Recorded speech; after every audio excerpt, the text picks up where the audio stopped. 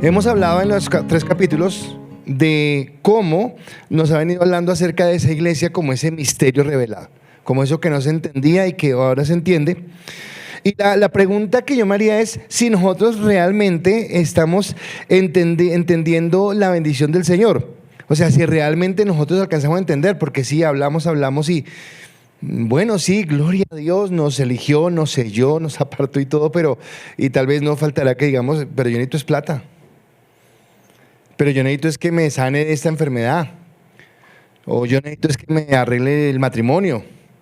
O yo necesito, y usted puede colocar la lista. Y acá estaba pensando hace un momento, y es cómo entender esto es cambiar nuestro pensamiento. Creo que lo uniría a Romanos 12, donde dice que no nos conformemos a este siglo, sino que seamos transformados por medio de la renovación de nuestro entendimiento. Es entender que Dios realmente nos lleva a entender o a cambiar nuestra manera de ver las cosas, de entender lo que el Señor quiere. Y por eso pregunto si lo hemos entendido. Y quiero tomar un texto de Corintios para iniciar esto. Primera de Corintios capítulo 2, versículo 14. Usted lo ha escuchado muchas veces. Hoy lo voy a leer en la Nueva Traducción Viviente. Dice: pero los que son espirituales, pero los que no son, ¿los que qué? No son espirituales, no pueden recibir esas verdades de parte del Espíritu de Dios. Todo les suena ridículo y no pueden entenderlo, porque solo los que son espirituales pueden entender lo que el Espíritu quiere decir. ¡Wow! Quiere decir que una evidencia de que realmente usted ha nacido de nuevo es cuando la palabra de Dios lo mueve. Cuando la palabra lo lleva a usted a anhelar al Señor, a caminar en el Señor, a decir: espere, ¿qué es lo que me está diciendo? Esto que me está diciendo es muy grande, muy poderoso, es sobrenatural. Yo quiero entenderlo más, yo quiero ir más al fondo en esta palabra. Y es cuando la revelación me lleva a entender la infinita gracia y la infinita misericordia que Dios tuvo para con nosotros en cuanto a lo que Dios hizo en nuestras vidas, dándonos unas riquezas especiales. Pero tal vez, y voy a confesarlo, al principio de mi vida cristiana, cuando yo leía Efesios capítulo 1, donde decía: y nos bendijo con toda bendición espiritual en los lugares celestiales, y yo decía: pero en los lugares celestiales, ¿y acá qué? ¿Y acá qué? Porque tal vez mi mente todavía estaba alineada ¿con qué? Con el mundo, con las cosas que el mundo coloca, y no alcanzaba a entender la riqueza. Y la riqueza de la que me está hablando es diferente a la que el mundo da. En este tiempo el mundo permite que la riqueza material o que la posición te dé un estatus, un prestigio, algo que te alabe. Pero las riquezas en Dios son primeramente la posición que tú tienes. Ahora, ¿quién eres en Cristo? ¿Cuál es el lugar que tú ocupas? La seguridad de la salvación, pero más allá de la seguridad de la salvación, la tranquilidad que te da de saber que vas a tener una eternidad con Él. Ya tú tienes una eternidad con Dios, ya no hay nada que temer, porque Dios está contigo y va a estar contigo por siempre. Por eso he titulado la enseñanza: la riqueza más grande. La riqueza más grande. Y acá realmente necesito pedirle a Dios, a través del Espíritu Santo, que sea Él trayendo una revelación real a nuestro corazón. ¿Por qué? ¿Qué es lo que valora el mundo? ¿Qué es lo que el mundo reconoce como exitoso? Y lo que reconoce el mundo como exitoso va a hacer que sucedan dos cosas. Primera, que los que logren el estándar del mundo, wow, se sientan bien, orgullosos, alentados, vigorosos, prósperos, bendecidos. Pero que los que no alcancen ese estatus se sientan, por el contrario, relegados, oprimidos, no amados o no queridos, no reconocidos. Y cuando yo entiendo esto, entiendo que en el mundo hay gente que busca el reconocimiento a través de las cosas que hace. Y tal vez nadie podrá tener el reconocimiento de todo el mundo. Y lo digo es porque si Cristo ni siquiera tuvo el reconocimiento de todo el mundo, porque aunque hay muchos que amamos a Cristo, no todo el mundo ama a Cristo, pues mucho menos pretendemos nosotros que todo el mundo nos quiera. Entonces tal vez en un campo determinado, para la gente que lo importante es el dinero, pues cuando tenga harto dinero va a ser reconocido. Este es bueno. En el campo intelectual, el que estudia mucho, pues va a ser reconocido por los que estudian mucho. Es más, en el buen corazón, el que tenga esa capacidad de hacer buenas obras y de ser una persona diligente en cuanto a ayudar a otros, va a tener el reconocimiento de aquellos o que fueron beneficiados con su ayuda o que también comparten esa ayuda. Pero qué tremendo, y acá es donde yo quiero como cambiarle el chip. Qué tremendo cuando yo entiendo que todo esto no vale de nada ante Dios. O sea, que aunque yo haya hecho buenas cosas, aunque sea una persona que haya dedicado mi vida a servir a otros, si yo no entendí lo que hizo Cristo por mí, si yo no me acerqué a lo que Cristo hizo por mí, no es suficiente. Así que no sería una riqueza en este mundo, porque en este mundo obtendría el aplauso, obtendría el reconocimiento, obtendría el agasajo. No conocí a la persona, no conozco su historia, no sé bien, pero hay una persona que de pronto siempre nos citan, o siempre usted la ha escuchado, la Madre Teresa de Calcuta. Y ella se conoce como un referente, ¿por qué? Porque fue una buena persona, porque ayudó a los pobres, bueno, todo lo que usted quiera. Independiente de lo que se diga más allá. Pero lo que voy es que si esa persona, con todo lo buena que fue, nunca reconoció a Cristo como el Señor de su vida, no le sirvió de nada. Entonces tal vez cuando murió hubo aplausos, hubo homenajes, hubo qué sé yo, pero qué triste que no le sirvió de nada. Porque acá lo que nos lleva es a entender la verdadera riqueza que tenemos. Entonces todos nosotros, los que hemos sido elegidos por Dios, ahora yo quisiera que usted entendiera eso, elegido, eres elegida por Dios, apartado por Dios para algo especial. Gozamos de su amor. Y Pablo, que ha hablado todo el tiempo, que nos ha dicho toda la revelación, que nos ha hablado de la bendición, ahora termina con algo espectacular y termina esta primera parte. Recuerde que la carta de Efesios dijimos que se divide en dos partes. La primera es la proclamación, la segunda es el mandato. La proclamación es decir qué hizo Dios, por qué lo hizo, cómo somos beneficiados con eso, de qué manera transforma nuestra vida, de qué manera cambia nuestra vida, para capítulo 4, 5 y 6 decirnos, listo, ahora como ya entiende eso, ahora usted va a vivir. Usted va a actuar de tal manera, eso es lo que vamos a empezar a hablar el domingo. Pero Pablo acá termina orando. Orando, y creo que Dios nos viene hablando de la importancia de la oración. Sé que muchos de ustedes, los que están acá, el domingo se conectaron al tiempo de oración. Y creo que fue un tiempo poderoso. Esta mañana el tiempo de oración fue muy especial. Y qué bueno que podamos ser movidos. El viernes estuve en un grupo. Y me impactó ese grupo porque al final decidieron orar, decidieron tener un tiempo para meterse con Dios. Y realmente es entender el poder de la oración, entender que no podemos solamente recibir palabras, si nosotros no oramos, no nos comunicamos con Dios, no tenemos relación con Dios, y la palabra no va a producir el efecto. Así que ahora Pablo ora, pero la oración de Pablo es para lo que yo le estoy diciendo. Ahora, Dios, yo te pido que les reveles. Si ayer les dije que son sellados, que son apartados, que son elegidos, que fueron redimidos por el Hijo, que han sido colocados como un solo pueblo con los judíos, ahora son la iglesia, que es una bendición muy grande. Pero Dios, esto lo hablé, pero ahora quiero que se lo reveles a ellos. Y sería muy feliz yo si el Espíritu Santo trajera esa revelación, y cuando usted saliera de este lugar, no importa el frío que esté haciendo, no importa que esta noche su comida sea una guapanela con calado, usted diga amén, gloria a Dios, porque entiendo que lo que tengo es mucho más grande que lo temporal de este mundo, que lo superficial. Ahora, algo que yo quiero decirles es que cuando yo coloco mi mirada en Dios, ahora creo que tiene lógica cuando Jesús dijo, mas buscad primeramente el reino de Dios y su justicia, y todas las cosas serán añadidas.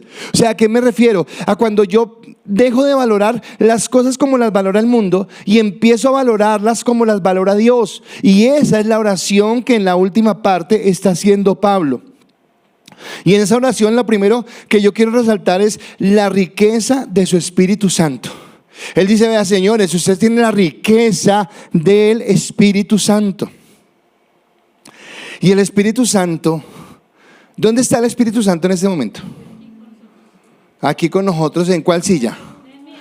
En cada uno. Pero ¿quién es el Espíritu Santo? ¿Quién es? Una persona, Dios, un amigo. Pero usted tiene una buena relación con el Espíritu Santo. Porque dice en Corintios que las cosas espirituales hay que discernirlas espiritualmente, y para el mundo son locura. Así que solamente el Espíritu Santo puede cambiarme el pensamiento. Solamente el Espíritu Santo me puede llevar a entender esto. Así que después de que Pablo ha dado unas tremendas revelaciones, ha dicho, vea, señores, esto es lo que significa el sacrificio de Cristo. Por esta razón fue Cristo a la cruz del Calvario. Después que haya dicho, oiga, yo me constituí, o Dios me constituyó. No me constituí porque suena como muy personal. Fue Dios el que me colocó a mí para ser apóstol a los gentiles. La última parte, Pablo la termina haciendo una oración. Y él en la carta escribe la oración. Él, no sé cómo será, pero él está orando y está escribiendo lo que está orando. Y es un clamor que hace Dios, y lo está haciendo seguramente por los efesios, pero creo que también lo está haciendo por nosotros, porque él es el apóstol a los gentiles. Y Efesios capítulo 3, versículo 14 al 16 comienza su oración diciendo esto: cuando pienso en todo esto, mírenme acá, cuando pienso en todo esto, cuando pienso en ¿qué? ¿Qué es todo esto? ¿Pero qué? Todo lo que acaba de decir.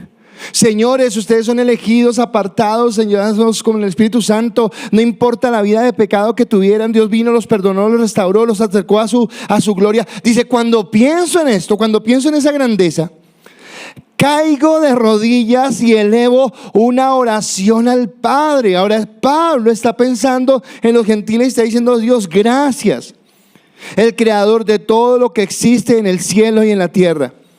Pido en oración que de sus gloriosos e inagotables recursos los fortalezca con poder en el ser interior por medio de su Espíritu. ¿Qué es lo que está pidiendo Pablo? Que seamos fortalecidos, ¿dónde? En el ser interior. ¿Y eso qué será? El ser interior. Entonces recuerden que cuando hablamos de muerte separación. Y la separación es que nosotros sin Cristo estábamos separados de Dios. Y nuestro espíritu estaba apartado. Pero ahora el Espíritu Santo viene y el Espíritu Santo se comunica con nuestro espíritu. Ese es nuestro hombre interior. Y nos revela la verdad de quiénes somos. La verdad de lo que tenemos. Entonces Dios no nos eligió para encasillarnos en una religión muerta, de ritos, de obras, de tradiciones, de cosas litúrgicas, sino que Él anhela, a través del Espíritu Santo, comunicado con tu ser interior, que es tu espíritu, traer la revelación para que tú entiendas la gracia del Señor. Espero que todos acá, no sé si todos, pero espero que todos acá, algún día en un devocional, usted estaba en su comunión con Dios o en una prédica, usted ha sentido como que wow, en serio eso es para mí, y esa alegría y ese gozo, pero no lo creo, en serio Dios quiere darme eso. Eso es la manifestación de que el Espíritu Santo está trayendo la revelación a tu hombre interior de lo que eres en Dios. Ahora, tu vida pasada, tu vieja naturaleza ha quedado allá en ese pasado, y ahora eres espiritual. La última canción que estaban cantando dice que el pecado llama pero yo elijo a Dios. Y entonces acá vuelvo al cambio. Entonces no se trata que el cristiano esté sufriendo, no, estoy siendo tentado, pero no, acabamos luchando en el cristianismo. Uy, pero el pecado, el mundo, uy, no, pero no, de eso no trata. Trata de que mi relación con Cristo es tan fuerte. Trata de que mi relación con el Espíritu Santo es tan fuerte que el mundo, el diablo, la carne ya no pueden hacerme ella. Ahora, claro, no es que hayan desaparecido, Pero como yo he establecido, y es la oración de Pablo, una comunión con el Espíritu Santo, y que el Espíritu Santo me permita entender quién soy y quién soy en Cristo en todo lugar. No en la iglesia solamente, no en mi familia solamente, no en el trabajo solamente, no en el Transmilenio solamente, no en el parque solamente, no, en todo lugar. Que me revele quién soy en el Señor. Entonces Él me fortalece en el Espíritu. Ahora, Pablo sabe que ahora tenemos una lucha. ¿Y cuál lucha tenemos? Cuando usted no tenía a Cristo, usted practicaba pecado, pero no había problema. Entonces de pronto muchos tenían su lenguaje natural era vulgaridad, porque así habla el mundo. Y de cada 3 palabras, 2 eran groserías. De cada 3 palabras era, ay, no sé qué, ay, sí sé más, estoy en el púlpito, no puedo decir cosas. Y no pasaba nada. Pero usted vino a la iglesia y jamás un pastor le dijo, y cuidadito ahora. No, nadie le dijo nada. Pero usted empezó a sentir incomodidad. Empezó a decir, no, espere, no quiero. Pero esa incomodidad no venía de usted, de algo dentro de usted. Y ese dentro de usted es el Espíritu Santo. Coloco solamente la vulgaridad como por decir algo normal o natural. Pero háblenlo en las mentiras, en hacer, tener pensamientos, su mirada, su forma de relacionarse. Porque Dios empieza a cambiarlo y el amor de Dios y el deseo lujurioso y perverso de su carne empieza a tener una lucha. Entonces ahora usted identifica una lucha que antes no tenía. Pero esa lucha no es como dije hace un momento, no, es que quiero pecar pero no puedo, porque no quiero pecar, no.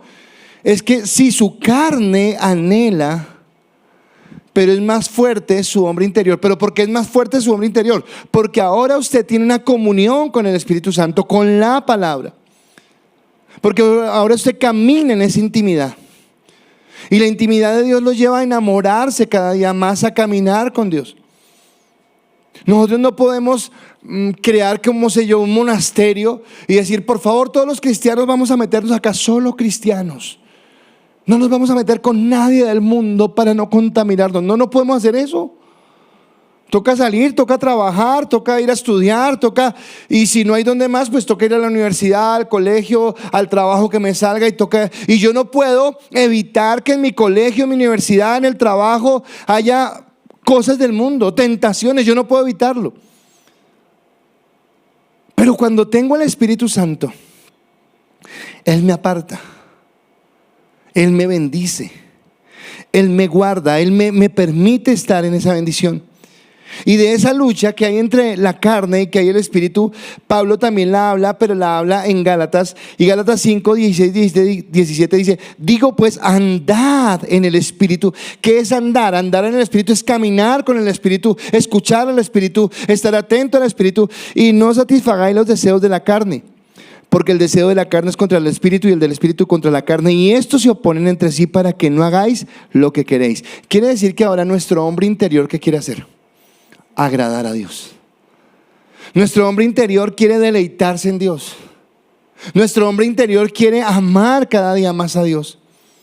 Nuestro hombre interior piensa 2 veces antes de tomar una decisión, porque antes de tomar la decisión está pensando si eso que va a hacer agrada o no agrada a Dios. Pero la carne quiere llevarlo a usted a hacer lo que no debe hacer. Pero esa pelea o esa lucha, si usted tiene el temor, ay no, el pecado, ya lo perdió. Si ese es el temor, ya lo perdió. Porque usted lo está mirando, es como ese enemigo gigante, porque usted sí quiere, pero sabe que no puede. Usted sí quiere, no, cuando usted sabe que no quiere, pero que no debe, pero sí quiere, al final termina queriendo y haciéndolo. A menos que el Espíritu Santo sea tan fuerte en usted, que usted diga, no lo necesito. Entonces volvemos al fruto del Espíritu, que es amor, gozo, paz, paciencia, bondad, benignidad, fe, mansedumbre, templanza. Y el fruto del Espíritu Santo te lleva a decir, no lo voy a hacer. No voy a caminar de esa manera.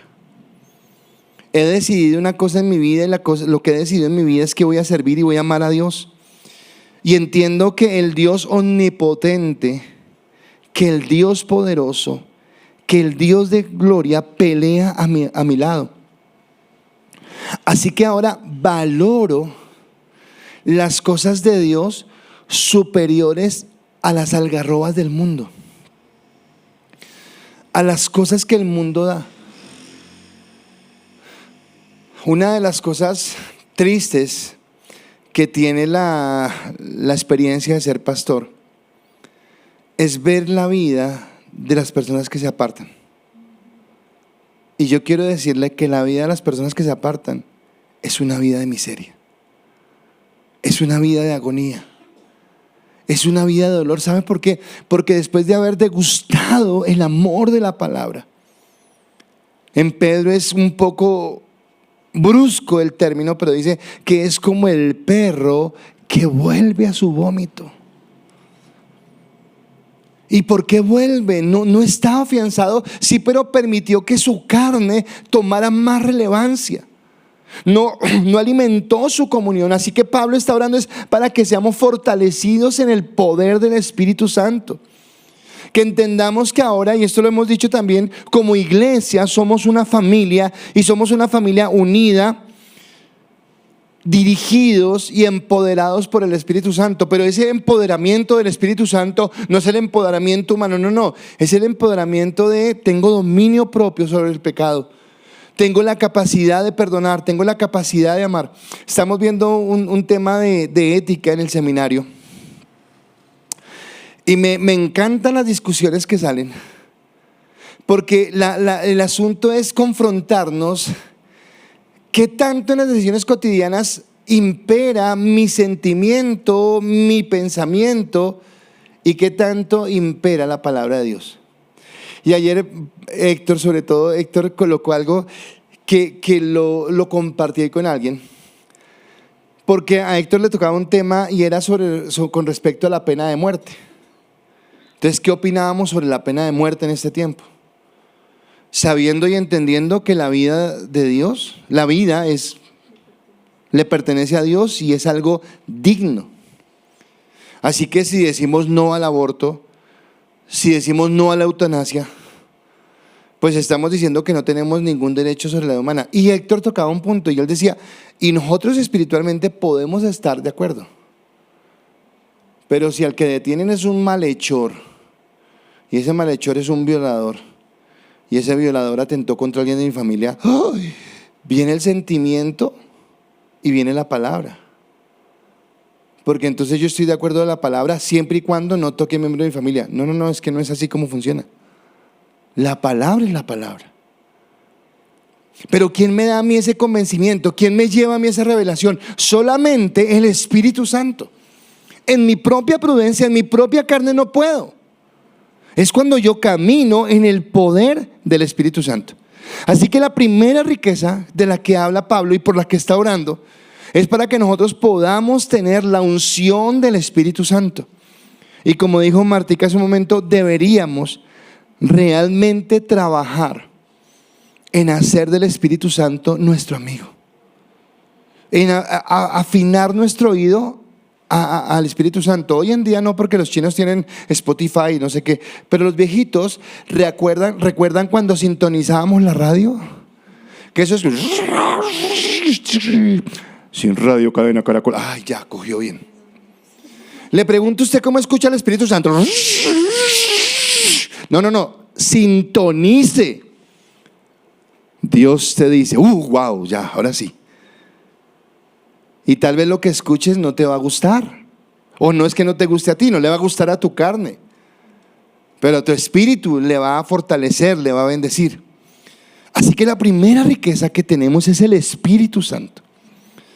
La segunda riqueza es la riqueza de su Hijo, nuestro Señor Jesucristo. Ay, esta riqueza es inmensa, porque Cristo nos amó. Mírenme acá, pero no con cualquier amor. Cristo nos amó con un amor verdadero. Oiga, yo sé que Yané me ama, en serio que yo sé que pero a veces es como egoísta, a veces es como orgullosa. Oren por esa pastora, por favor, Señor. Pero ¿sabe por qué? Porque el amor que nosotros damos no llega a ser perfecto. Nidia, estás acá con tu hijo. Por más amor que le tengas a tu hijo, tu amor en algún momento por él no es perfecto. ¿Por qué? Porque hace parte de nuestra naturaleza. Amas a tu mamá, pero el amor hacia tu mamá no es perfecto del todo. Pero el amor perfecto, el amor más grande, el amor que no tiene tacha, es el amor de Dios. Y dice en Efesios 3, de 17 al 19, y yo quiero que le preste atención a cada palabra, porque yo pienso que Pablo como que se esforzó en ¿cómo se llama esto? En escribirlo de tal manera que pudiéramos entenderlo. Dice lo siguiente: entonces Cristo habitará, espere un momentico, entonces ¿cuándo? Cuando el Espíritu Santo nos dé su poder, cuando el Espíritu Santo camine en nosotros, cuando yo sintonice mi voz, porque el Espíritu Santo es el que da el convencimiento de pecado y el que me permite a mí tomar la decisión de aceptar a Cristo. Dice, entonces Cristo habitará en el corazón de ustedes a medida que confíen en Él. Echarán raíces profundas en el amor de Dios y ellas los mantendrán fuertes. Espero que puedan comprender cómo corresponde a todo el pueblo de Dios. Y escuche lo que dice: cuán ancho, cuán largo, cuán alto, cuán profundo es su amor. Es mi deseo que experimenten el amor de Cristo, aun cuando es demasiado grande para comprenderlo todo. Entonces serán completos con toda la plenitud de la vida y el poder que proviene de Dios. Escúcheme, Dios dice que le va a dar a usted y que me va a dar a mí toda la plenitud de Dios. Y la plenitud de Dios es eso, que vamos a ser plenos en Dios. Pero esto se da, no se alcanza esto a través de una religión.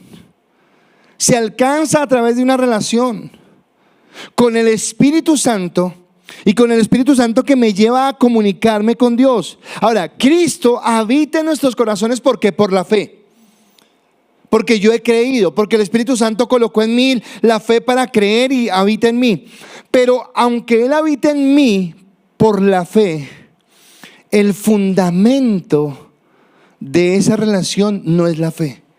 El fundamento es el amor. Pero ese amor perfecto, ese amor que nadie más nos puede brindar y que ninguno de nosotros puede brindar, pero que Él nos lo da a nosotros. Y es el amor perfecto. Y dice que su amor nos ha arraigado. Entonces, arraigado, yo entiendo, es como que nos ha adherido, como que no nos podemos despegar, como que es tan fuerte ese amor que yo no me puedo soltar. Y usted mira su vida ahora y dice, pero espérense, yo he cambiado harto. Y ya como que ya no me da pereza orar, sino que me deleito en la oración. Y ya no me da sueño cuando leo la Biblia, sino que me deleito en la palabra. Y como que anhelo los momentos donde pueda recibir esa revelación de la palabra. Y cuando empiezo a escuchar su voz, como que mi corazón empieza a saltar. ¿Pero por qué? Porque me he adherido al amor de Dios. Ahora, es un amor no carnal o emocional, porque escúcheme, el diablo ha pirateado, ha falsificado todo lo que Dios ha hecho perfecto, y lo quiere falsificar de una manera equivocada. Entonces, por ejemplo, para que me entienda esto, hay un amor, Amnón creo que se llamaba, el hijo de David, que según él se enamoró de su hermana. Pero dice, oiga, me enamoré de mi hermana a tal punto que moría por ese amor. Hasta el punto que lo llevó a hacer una trama para que ella viniera a su casa. Y cuando ella estuvo en su casa, la violó. Pero dice que después de violarla, así como la había amado, ahora la desprecia. Y ese es un amor pasional. Ese es un amor de la carne. Ese es un amor lujurioso, solamente del deseo, y no tiene nada que ver con el amor de Dios. El amor de Dios es puro, es perfecto, es santo. Búsquese el primer capítulo de Más como Cristo y entenderá que es el fruto del amor. Pero es un amor que es diferente Pero es un amor que es, escúcheme, difícil de entender desde la razón. ¿Y por qué es difícil de entender desde la razón? Porque racionalmente no alcanzamos a entenderlo.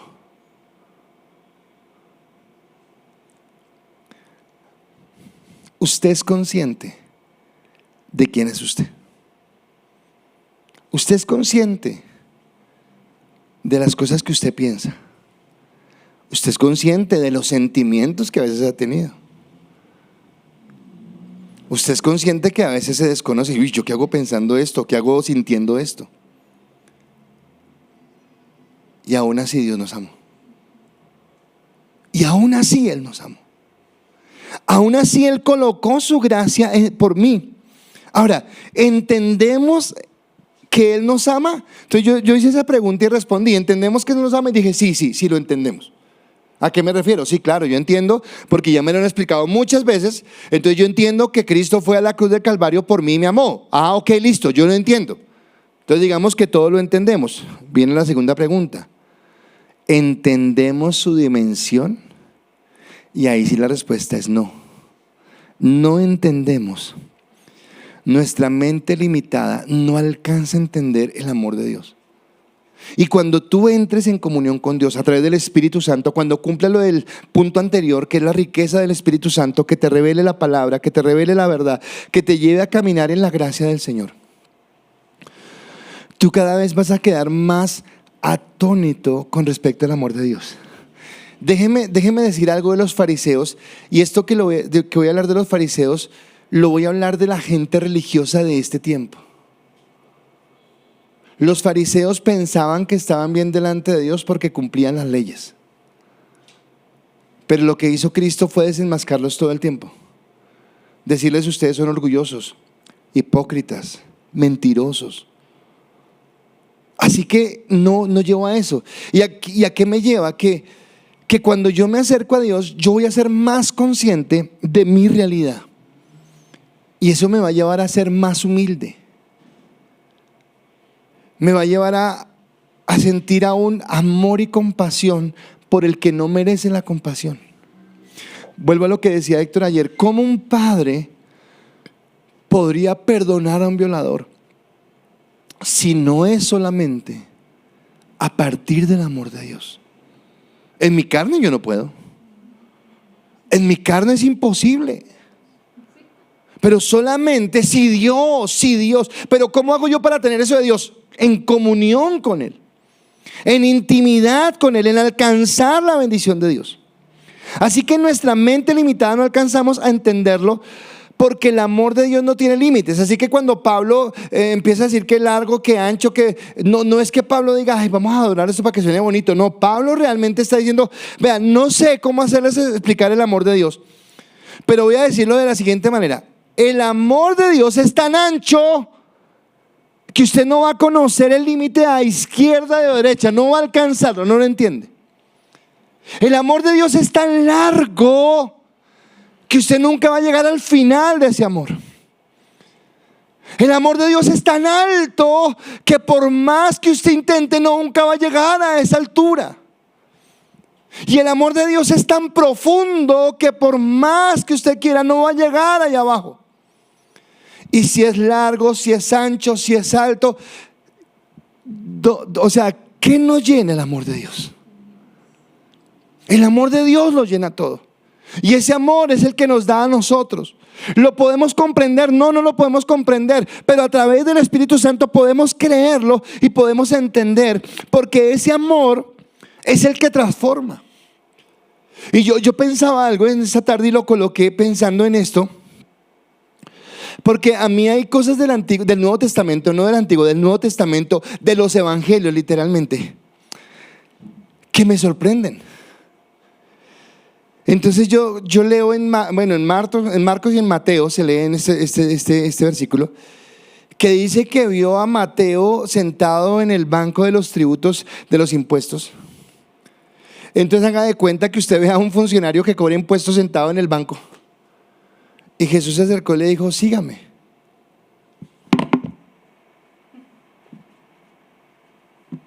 O sea, ¿Cómo entiendo yo eso?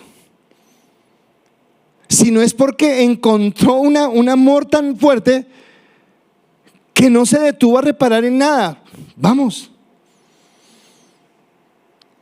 ¿Cómo sería la impresión de Pablo al encontrarse con Jesús?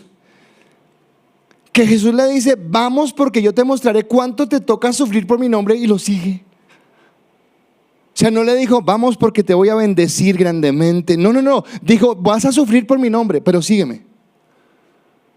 Y Pablo va. Cuando yo veo en Juan capítulo 3 que Nicodemo llega. O sea, ¿qué movió a Nicodemo para retar a su sistema religioso? A lo que él creía. ¿Qué movió a una mujer como Magdalena o a una mujer como la samaritana para seguirlo? Y es el amor que transforma. Pero ¿sabe qué pasa con ese amor también? Que ese amor me inspira y me motiva a la santidad.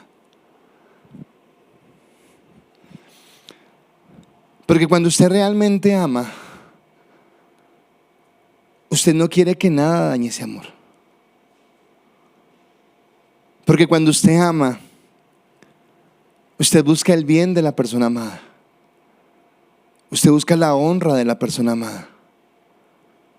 Usted busca el bienestar de la persona amada. Y cuando yo encuentro y conozco a Jesús, cuando conozco a Jesús, yo entiendo que la santidad cada día más me acercará a Él. Es más, que la santidad es la forma en la que yo empezaré a tener identidad con Él. Cuando Pedro quiso negarlo, y cuando se sienta allá en un lugar donde una señora estaba cocinando algo, y le preguntan, ¿tú eres de ellos? ¿Tú caminabas con ellos? Y Pedro dice, no, yo no soy de ellos.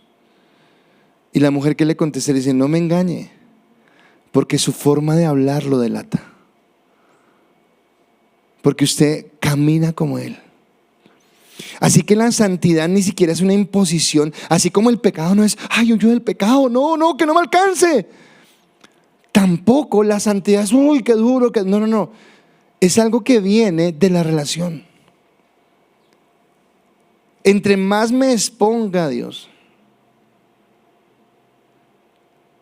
Cuando usted va a vacaciones, a la costa o a Melgar o a Girardot, y no salen todo el día a la piscina o del mar, usted no puede llegar acá y decir, yo me cuidé, vea, quemado está. ¿Por qué está quemado? Porque se expuso ¿a qué? Al sol, y es evidente. Cuando yo me expongo a Cristo, cuando yo camino con Cristo, cuando yo tengo intimidad con Cristo, yo no tengo que decirle a nadie, es que yo soy espiritual y oro. Y créanme que yo leo la Biblia. No, usted no tiene que. La gente lo va a notar. Cuando usted empezó la vida cristiana, la gente le oiga, pero ¿qué le pasa? Hay algo raro. ¿Qué es? Ya usted no es la misma persona. Ya usted no actúa como actuaba antes. No reacciona como reaccionaba antes, porque es la bendición de Dios. Dice en Romanos 8:9, sin embargo, ustedes no viven según la carne, sino según el Espíritu, si es que el Espíritu de Dios vive en ustedes. Y si alguno no tiene el Espíritu de Cristo, no es de Cristo. Como duro ese Pablo, ¿no? Y si alguno no tiene el Espíritu, pues no es de Cristo. Y los que no son de Cristo, pues estas cosas le parecen tontería, bobada, porque hay cosas espirituales que solamente se pueden discernir espiritualmente y para el mundo son locura. Así que la plenitud es que lleguemos a ser semejantes a Cristo. Ese es el propósito. ¿Y sabe qué me reta? Porque tal vez nosotros siempre decimos, uy, es que no es muy alto, no, pero si Él nos dio el Espíritu Santo, si Él nos dio la palabra, pues nos dio el Espíritu Santo y nos dio la palabra porque Él quiere que nosotros lleguemos a Él. Dice en Mateo 5:48, pero tú debes ser perfecto así como tu Padre que está en el cielo es perfecto. Así que dile al que tienes a la derecha, sé perfecto. Ahora el de la izquierda, sé perfecto. Es lo que Dios quiere. Sí, claro, no lo vamos a alcanzar acá. Pero el hecho que no lo alcancemos acá no quiere decir que no lo busquemos. No quiere decir que cada día no busquemos porque somos la sal de la tierra. Porque estamos hablando de la iglesia.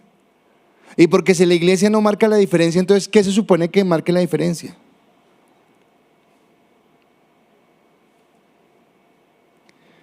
Porque es Dios el que nos lleva a cambiar.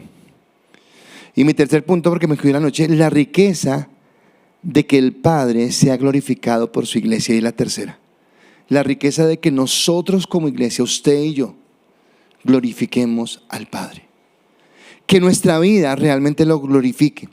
Así que Pablo llega como al clima, llega a lo más fuerte de la proclamación, donde ha dicho: vea, Dios nos escogió en Él desde antes de la fundación del mundo, nos redimió por el Hijo Jesucristo y nos selló con el Espíritu Santo. De los dos pueblos, de los judíos y de los gentiles, formó un solo pueblo y levantó la iglesia para glorificarlo, para bendecirlo. Y acá, llegando al capítulo 3, al final del capítulo 3, antes de empezar a decirnos el mandato, llega a la cúspide y dice: y ahora, Efesios 3, 20 y 21, que toda la gloria sea para Dios, quien puede lograr mucho más de lo que pudiéramos pedir o incluso imaginar. Él puede lograr más de lo que usted puede pedir, de lo que usted puede imaginar, mediante su gran poder que actúa en nosotros.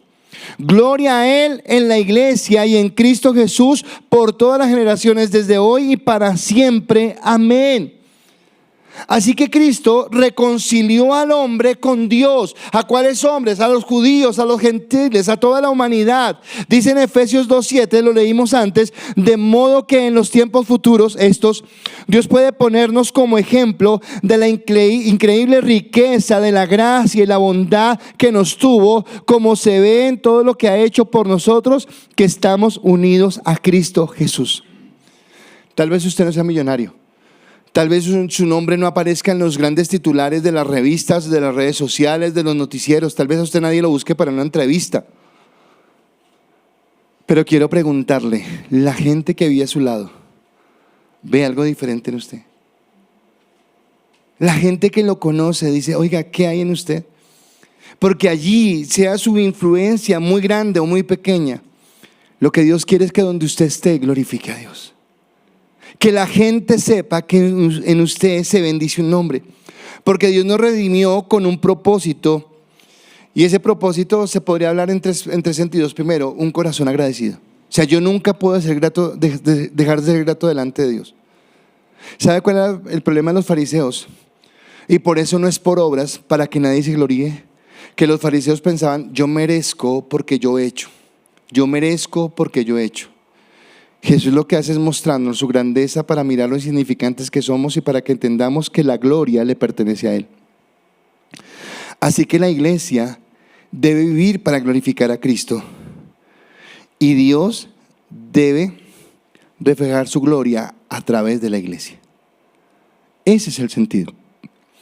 Así que tenemos la riqueza más grande, su infinito amor.